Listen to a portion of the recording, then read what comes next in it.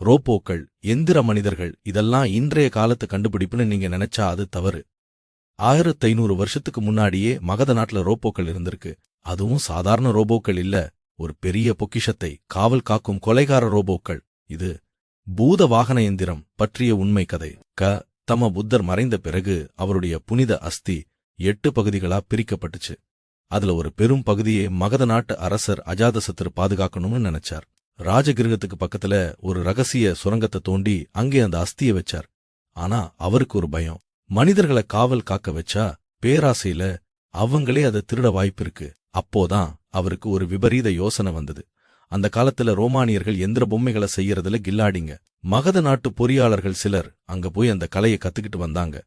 அவங்க உருவாக்கினதுதான் பூத வாகன எந்திரம், அதாவது ஆவியால் இயங்கும் எந்திரங்கள். இது மரத்தாலும் கடினமான உலோகத்தாலும் செய்யப்பட்டது. பாக்குறதுக்கு போர் வீரர்கள் மாதிரி இருக்கும். இந்த எந்திரங்களோட கைகள்ல கூர்மையான வாள்கள் சுழன்றுகிட்டே இருக்கும்.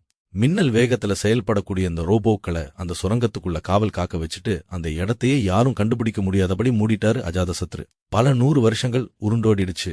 அந்த இடத்துல ரோபோக்கள் இருக்கிற விஷயமே உலகுக்கு மறந்து போச்சு. சுமார் 200 வருஷத்துக்கு அப்புறம் பேரரசர் அசோகர் ஆட்சிக்கு வந்தார்.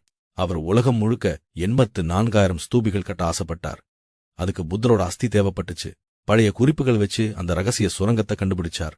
ஆனா உள்ளே போன அசோகரோட வீரர்களை அந்த பழங்கால ரோபோக்கள் வெட்டி வீழ்த்துச்சு.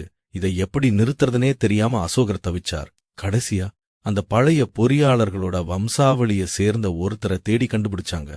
அவர் அந்த எந்திரங்களை கட்டுப்படுத்துற மாஸ்டர் கீ ரகசியத்தை சொன்னார். அதை வச்சு அசோகர் அந்த ரோபோக்களை நிறுத்தி புனித அஸ்தியை மீட்டெடுத்தார். அசோகர் அன்னைக்கு அந்த எந்திரங்களை நிறுத்தலனா இன்னைக்கு உலகம் முழுக்க பத்தம் பரவி இருக்காது.